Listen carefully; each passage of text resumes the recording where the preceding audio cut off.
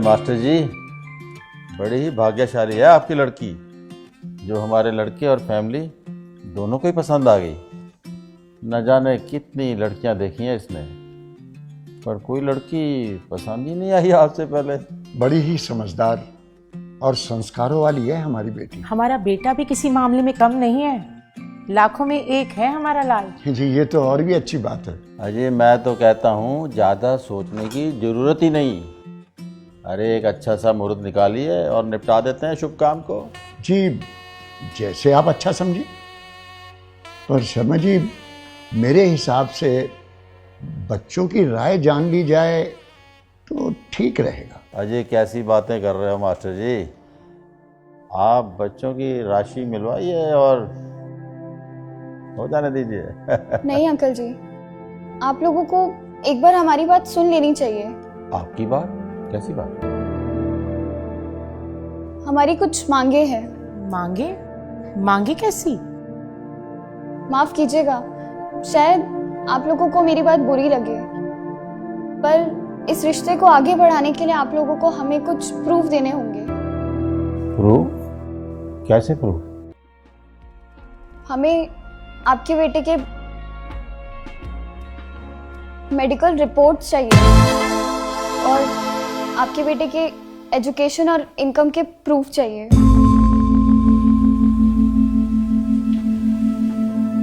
Police verification के साथ आपके बेटे का कैरेक्टर सर्टिफिकेट और जिस घर में आप लोग रह रहे हैं उस घर का ओनरशिप प्रूफ चाहिए।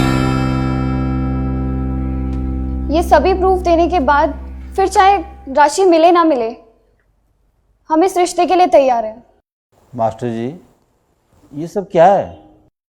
माफ कीजिए शर्मा जी, अगर मेरी बेटी ने कोई गलत बात कह दी हो, पर शर्मा जी, जमाना बहुत तेजी से बदल रहा है। जमाने के साथ साथ संस्कारों को भी चेंज करना होगा, नहीं तो ये रोज रोज तलाक के किस्से आगे बढ़ते चले जा रहे हैं। इनको रोकना बहुत मुश्किल हो जाएगा, बहुत मुश्किल हो जाएगा। अरे वाह, आपकी बातों का मतलब है कि हम झूठे हैं और हमें सच साबित करने के लिए प्रूफ देने होंगे। अरे वाह। सुनो जी, मास्टर जी को भी बात करने का मौका दो। कहिए मास्टर जी, क्या है आपके मन में? शर्मा जी, हम ये नहीं कह रहे कि आप झूठे हैं, पर अगर आप गलत नहीं हैं तो मुझे नहीं लगता कि प्रूफ देने में आपको कोई परेशानी होनी चाहिए। शर्मा जी, मेरी पत्नी के देहांत के बाद मेरी दोनों बेटियां कभी भी मुझसे एक पल के लिए दूर नहीं हुई। आज मेरी लाडली बेटी, मेरा जिगर का टुकड़ा, जिंदगी भर के लिए किसी दूसरे के साथ कैसे जा सकती है, ये जाने बिना कि वो कौन है, कहां से आया है, क्या मेरी बिटिया को अच्छी तरह रख पाएगा?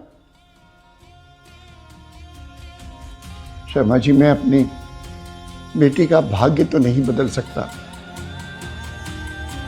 लेकिन उसके अच्छे भाग्य के लिए प्रयास तो कर ही सकता हूं, प्रयास तो कर ही सकता हूं।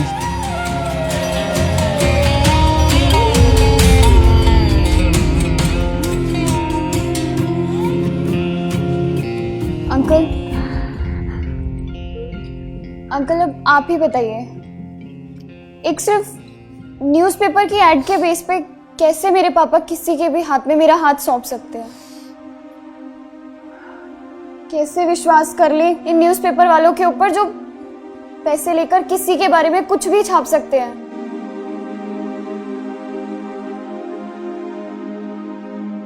अंकल, मैं एक लड़की हूं और शायद आप लोगों को मेरा बोलना अजीब लग रहा होगा,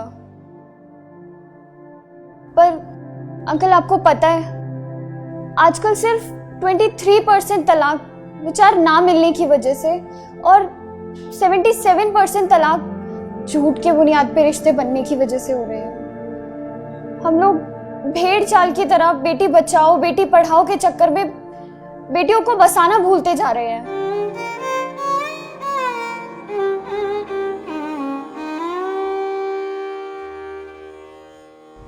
शादी से पहले हम लोग पुलिस स्टेशन, हॉस्पिटल या फिर किसी ऑफिस में जाकर इंक्वायरी करवाने की बजाय पंडितों से राशि मिलवाना जरूरी समझते हैं। सोशल मीडिया पर अपने दिखावे के चक्कर में हम लोग लाखों रुपए सिर्फ और सिर्फ प्री वेडिंग शूट पर ही खर्च कर देने में लगा देते हैं।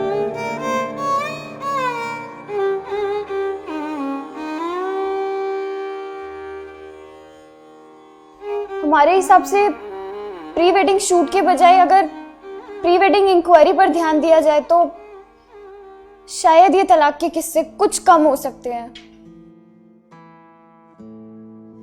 और अंकल, हम ये नहीं कह रहे हैं कि लड़के या लड़के वाले ही गलत होते हैं। ताली दोनों हाथों से बजती है।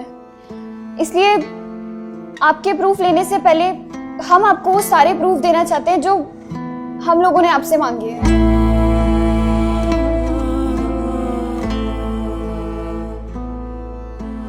शर्मा जी, एक आखिरी बात आपसे और कहना चाहूंगा कि इस तरह के fैसले कभी दिल से नहीं करने चाहिए, दिमाग से करने चाहिए, बाकी ऊपर वाले पे छोड़ देना चाहिए।